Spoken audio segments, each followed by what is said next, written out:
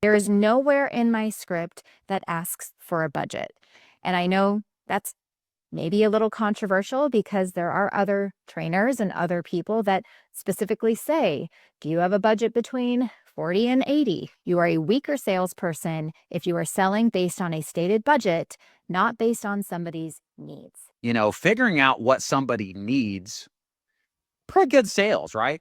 And if you can attach their need to how your product solves it, and you can demonstrate that not solving the need is a higher cost than what you would afford to pay for it, we can all agree here, if you sold anything, it's a pretty good strategy. So what's my problem? What's the problem with this strategy? Let me tell you what I particularly don't like about it. I want you, and please understand, what I'm about to say is pragmatic. I'm an optimist, but I'm also pragmatic. And we live in the real world. And we have to be aware of who we're selling, their circumstances, and the reality of the people. Okay? I want you to picture Mildred, your final expense prospect. She's 70 years old, 65, 70, 70, whatever. Typical. Imagine her.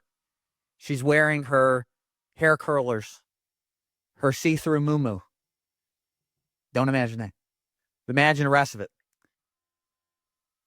What kind of person waits to 65, 70, 75 to plan for their final expenses?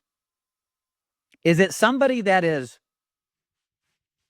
financially intelligent? No. No. Unfortunately, the reality of selling final expense, why I like it, why I love the people that we absolutely help, is that our clients are stupid with their money. They ain't very good. That's why they're 75 looking for a burial plan. Now, I know not all, but most. All right. A lot of them are just not that good with money. And my point, and everybody, and let me preface this. Everybody who sold final expense 6 months to 12 months, guess what y'all have experienced?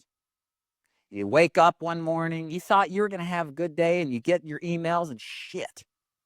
It's a chargeback. And you thought that chargeback for somebody you thought was going to keep it. And you get more, and it happens. And here's my point. Our clients are not typical people. They're final expense people. It's a different market. A lot of people, Dana understands it, but a lot of people don't understand final expense until you've lived it and you've seen it. Like you've literally been in the houses of your people and you've seen them in the flesh. And when you do that long enough, the thing that pops into your head is, crap, I'm not the first agent that sold this person a policy. I hope I'm the last, but I want to make sure I'm the last. And so there's this preventative, defensive nature to sell a policy that not only they take, but guess what's most important? The policy that pays is the policy that stays. In other words, I want to sell my client a policy they're going to keep. And so for me, while I agree with what Dana's saying here, and if I'm wrong, you tell me. I'm 100% fine being told wrong. And I'm not saying her methodology doesn't work. It does work. I'm sure it does. But for me, and this is what I teach agents, is that we want to reduce the realities of chargebacks. Chargebacks are not a what if, they're a will be. But to the extent that they're large or small, does depend on what products you sell, meaning you shop around to find the best product for your client, as well as how you sell it. And while I am concerned, and I agree with Dan, about the need and meeting the need, what I'm also concerned is making sure your ass ain't getting charged back. You know what I mean? And if you don't know what I'm talking about, do this about 3 to 6 months. It sucks. Okay. So how does this actually look? How does this actually look in its application? So for me, the big thing is doing a budget, not because I'm a weak salesperson. I do the budget because our clients aren't smart with money. And I'm going to assume they're not. And hopefully I'm going to be wrong and they'll keep their policy and everything's great. Now, what selling with the budget doesn't mean is that you start low, like at $20 or $30 a month. You actually can start high and you work it down to a level that they 100% say they can afford.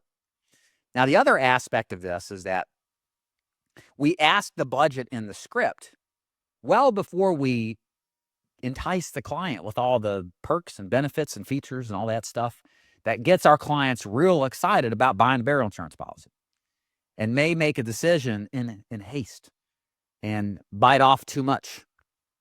So we ask it positionally before we start to even explain the policy, how it works, what the details are, why it's better than the other options like term and the junk mail stuff that they get, because we want to ask them in a state where they're not emotionally committed to this idea. Okay. And I can't stress how important that is to you, because if you talk first about some budget that they feel and have confidence in that works before you start to sell how great it is, you're likely working with more of a realistic number that they can just forget about and not bother them. Because what you don't want what you don't want to have happen is in 6 months when there's a financial issue, they go looking at their statements and say, hey, that's too expensive. I should have never bought that. And then they drop it. And then you end up getting the chargeback. Okay. So with that said, I mean, I otherwise totally agree with what Dana's saying. You should sell to the need.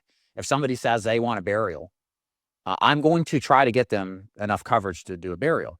But what I won't do is sell the need of protecting for inflation by doubling the policy size if the client can't afford it. Okay.